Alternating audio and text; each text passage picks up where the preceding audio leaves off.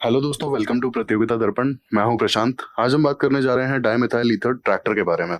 हाल ही में एक ट्रैक्टर बनाया गया आईआईटी कानपुर के द्वारा, और इस ट्रैक्टर को फ्यूल किया गया डाईमिथाइल ईथर का यूज करके। अब बेसिकली आपका ये जो टॉपिक है पेपर 3 के लिए काफी इंपॉर्टेंट टॉपिक है, एनवायरनमेंट से रिलेटेड है और आपका एनर्जी सिक्योरिटी से रिलेटेड है। आइए इसे डिस्कस करते हैं।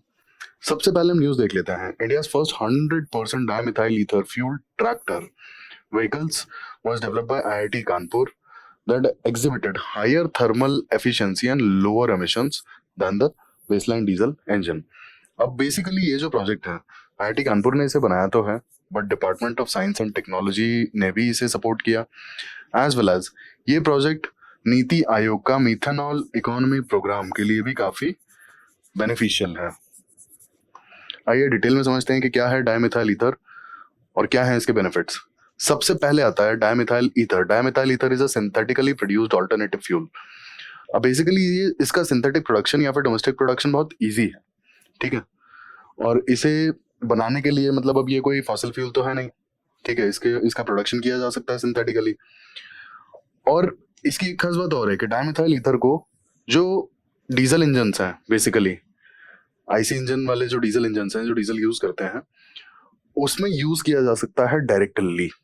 इसके अलावा डाईमिथाइल ईथर को एलपीजी के साथ भी ब्लेंड किया जा सकता है और इसे यूज किया जा सकता है। इससे एलपीजी की जो बर्निंग एफिशिएंसी है उस पर कोई फर्क नहीं पड़ेगा, ठीक है। ये एक रिन्यूएबल ऑल्टरनेटिव है क्रूड ऑयल का। अब क्रूड ऑयल तो जैसा कि हम सब जानते हैं कि फॉसिल फ्यूल है, ठीक है। बट डाईमिथाइल ईथर क्योंकि सिंथेटिकली प्रोड्यूस्ड है, इसलिए इसके रिजर्व्स के लिए हमें डिपेंडेंट नहीं रहना पड़ेगा कि अगर ये खत्म हो जाएगा तो हाउ वे विल मैनेज।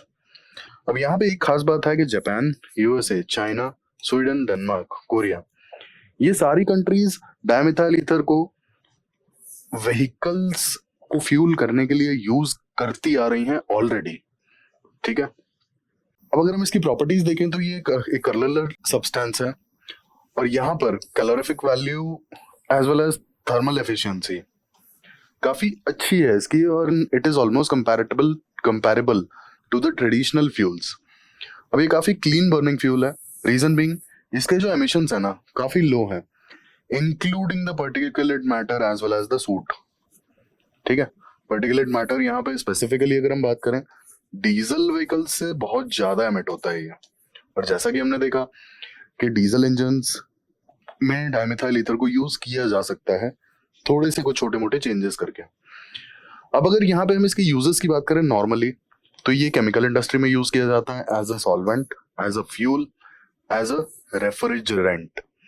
अब ये ऑलरेडी एक ओजोन फ्रेंडली एरोसोल प्रोपेलेंट है, और इसने सीएफसी यानी कि क्लोरोफ्लोरोकार्बन्स को रिप्लेस कर दिया है, and that's how it is a very friendly refrigerant. अब होता क्या है ना कि हीटिंग एंड वेंटिलेशन में आपकी जितनी भी एचवीएसी कंपनीज होती हैं तो ये रेफ्रिजरेंट्स यूज करती हैं। अब होता क्या है कि आपको कोई भी चीज, बेसिकली आपका रेफ्रिजरेटर आप ले लीजिए या फिर एयर कंडीशनर ले लीजिए, तो ये हीट सिंक के कॉन्सेप्ट पे काम करता है। आपने अपना एक रूम में फ्रिज लगा दिया या फिर एक होता है ना कि एसी लगा दिया। सपोज ये रूम है, यहाँ पर आपका एसी लगा हुआ है। इसको मैं आपको थोड़ा सा समझा देता हूँ। ये आपका एसी है बेसिकली, और ये आपका कंप्रेसर है जो आपके घर के बाहर लगा होता है, ठीक है। अब यहाँ से जो आपका रेफ्रिजरेंट है ये फ्लो करता है, यहाँ पे हीट सिंक है, यहाँ से हीट आपके बाहर निकल जाती है, ठीक है। यही आपका बेसिकली रेफ्रिजरेंट, जो अंदर रूम की सारी जो गर्मी है उसे एब्जॉर्ब करके और कंप्रेसर के थ्रू बाहर कर देता है।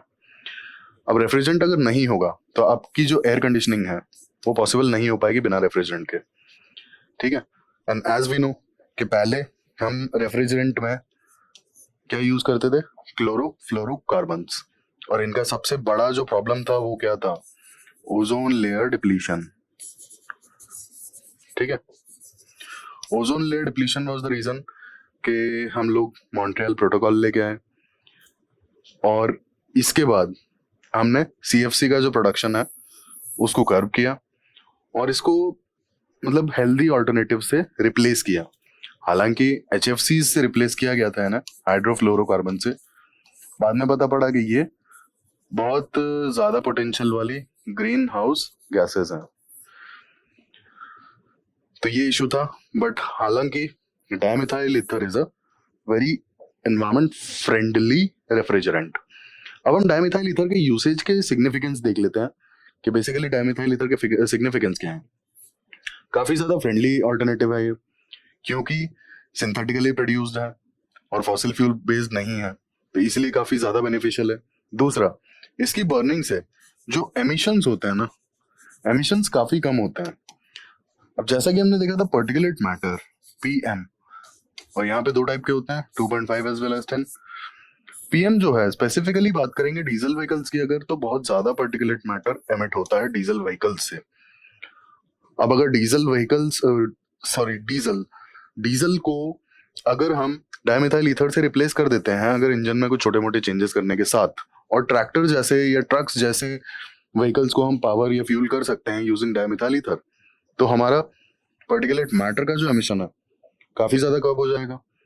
इसके अलावा आपका जो सूट या फिर जो कार्बन के जो एमिशंस हैं वो भी कर्ब हो जाते हैं डायमिथाइल ईथर को यूज करके। Secondly, dimethyl ether is a renewable alternative. अब एज वी नो कि हमारा ऑलमोस्ट हमारी जो एनर्जी नीड्स हैं, जो ऑयल की नीड्स हैं, उसका 85% तो हम इंपोर्ट करते हैं।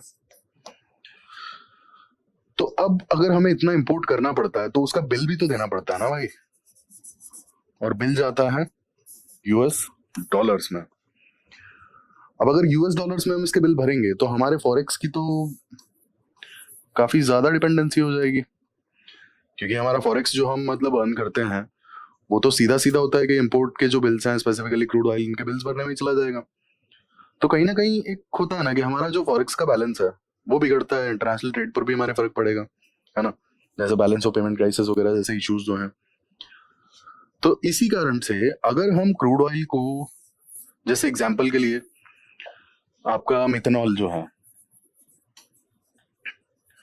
मिथेनॉल को गवर्नमेंट ऑफ इंडिया का जो मिथेनॉल ब्लेंडिंग प्रोग्राम चल रहा है उसमें पेट्रोल में मिथेनॉल की ब्लेंडिंग होनी है, एंड ये 20% तक होगी, और पेट्रोल की एफिशिएंसी लगभग सेम रहेगी इसके बावजूद भी, ठीक है। तो इससे हमारा एग्जांपल के लिए अगर ऐसे समझे कि 20% मिथेनॉल हम अपने पेट्रोल में यूज कर रहे हैं, तो हमारा जो 1 लीटर फ्यूल है ना उसमें सिर्फ 800 ml ही पेट्रोल है, ठीक है, बाकी 200 ml इज मिथेनॉल।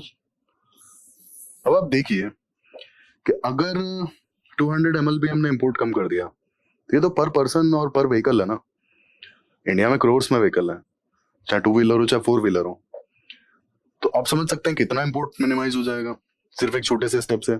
इतना इंपोर्ट मिनिमाइज होगा तो फायदा हमारे फॉरेक्स का। दूसरी बात कि जो methanol as well as dimethyl ether है इसका प्रोडक्शन है, तो इनके प्रोडक्शन जो कर रहे हैं जो लोग, उनके लिए भी तो काफी सारी इकोनॉमिक अपॉर्चुनिटीज खड़ी हो जाएंगी ना। जैसे स्पेसिफिकली अगर मिथेनॉल की बात करें तो मिथेनॉल शुगर केन इंडस्ट्री से जो वेस्ट निकलता है उससे बनता है, तो पहली बात तो कि वेस्ट डिस्पोजल के इशू खत्म हो जाएंगे, और दूसरी बात कि कहीं ना कहीं उन लोगों को भी काफी काम मिलेगा, है ना, एम्प्लॉयमेंट जनरेशन होगा। तो काफी रिन्यूएबल ऑल्टरनेटिव है क्योंकि बनाया जा सकता है, फॉसिल फ्यूल जैसा एमिशन नहीं है, एज वेल एज हमारी जो इंपोर्ट डिपेंडेंसी है वो कम कर देता है, ठीक है। फिर आता है इन्फोर्सिंग मिथेनॉल इकोनॉमी प्रोग्राम। अब मिथेनॉल इकोनॉमी प्रोग्राम जो है ये प्रोग्राम है नीति आयोग का, नीति आयोग का, एंड बेसिकली मिथेनॉल का इकोनॉमिक यूसेज बढ़ाना और उसका प्रोडक्शन बढ़ाना। अब पहला तो हम देख ही चुके थे मिथेनॉल ब्लेंडिंग प्रोग्राम, ठीक है, पेट्रोल या गैसोलीन में मिथेनॉल की ब्लेंडिंग, और इसका बेसिक जो बेनिफिट है वो क्या है? सबसे पहला इसका बेनिफिट होगा कि हम ऑयल का, क्रूड ऑयल का इंपोर्ट कम कर पाएंगे, ठीक है।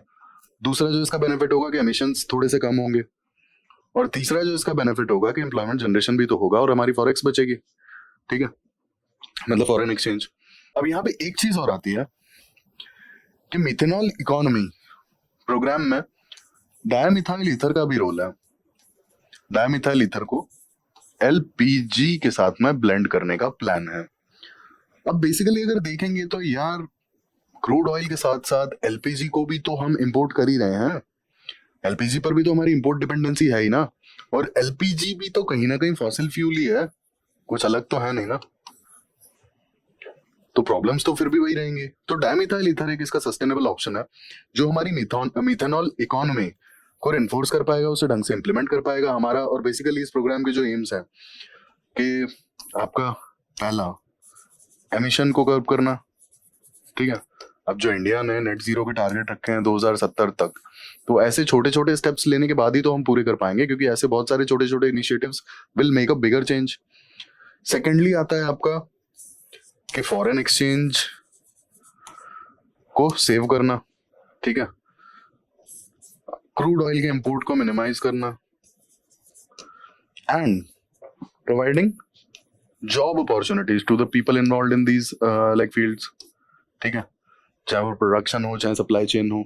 अब मिथेनॉल का ही आप देख लीजिए ना, जैसे मिथेनॉल है, मिथेनॉल इज लाइक जो पेट्रोल ब्लेंडिंग के लिए चाहिए था, ये आता है जितनी शुगर फैक्ट्रीज है वहां से आता है, जो भी वेस्ट वगैरह बचता है उससे बनता है।